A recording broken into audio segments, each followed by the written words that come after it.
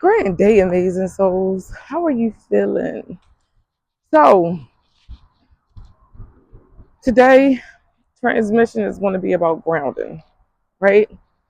I was doing yoga, and after I finished doing yoga, I always, do my meditation. And there's a particular grounding practice that I used to do. I don't do it as much anymore. However, 33, I was guided to do it today. So Spirit started speaking to me. They said, well, you ever seen, which we know you have, you ever seen an anchor from a boat? And they gave me like the Carnival cruise boat, right? See how huge that ship is. And it needed like probably a ton of anchor to go down into the water to keep it still, to keep it at bay, right? And so Source started speaking to me about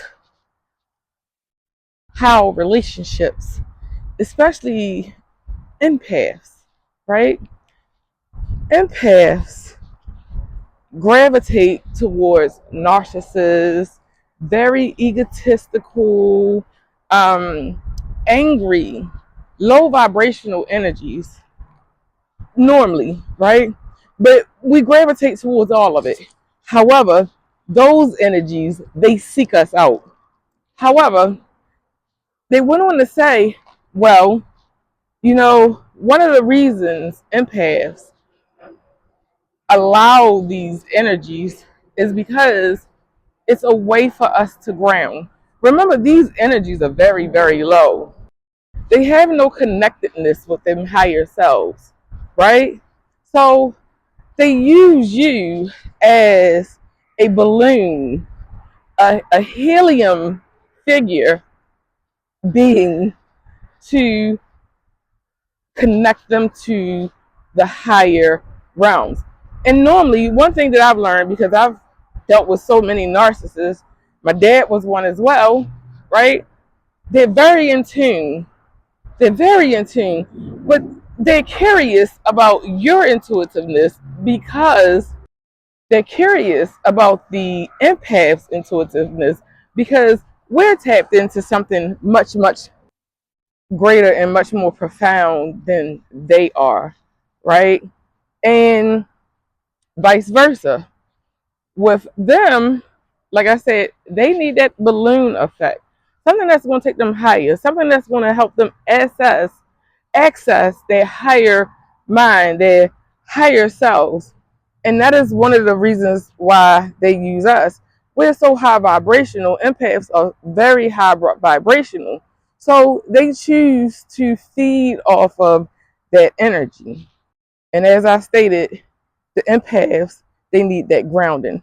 So, empaths, here is my 2 cents. Spend it how you may. 333.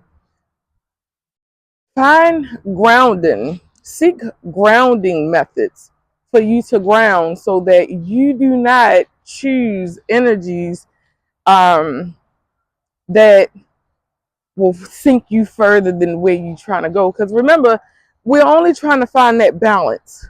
We're not trying to sink. We're just trying to find a balance because I remember when I was alkaline and I was doing everything that I needed and everything that I wanted, 404, everything that my soul needed to grow, I was doing. So I felt like at any moment, the ship was coming to get me. I was calling for my ship, like, come pick me up. Right? How the girls sing this song, Earth is ghetto, I wanna leave. But anyway, um, we're just trying to find that middle ground, that medium, right? Because we're floating so high 9 times out of 10.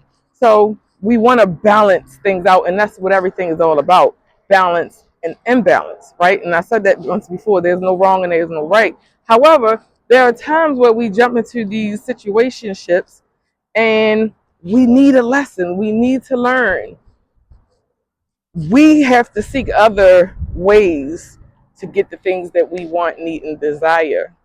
And it's okay that we get into these situationships. It's okay. Hey, I made it out alive. I know you did because you watching this if you ever were into a situation like that or knew anyone in a situation like that, right? So I know one of the methods that I use is anchoring my soul way deep down into the earth. I take the etheric string from my feet and I dip it real low. I try to go to the core of the earth. And I even do the same thing for my etheric line at my crown if I need more grounding, right? And this is a great grounding tool. But always keep in mind that there are many ways that we can ground ourselves. We don't need to fall victim to or just end up in situations that we just like, why and how. And I'm just giving y'all my experiences. So if you haven't heard it today, I love you. I love me. I love us. I love we. Peace. Happy grounding.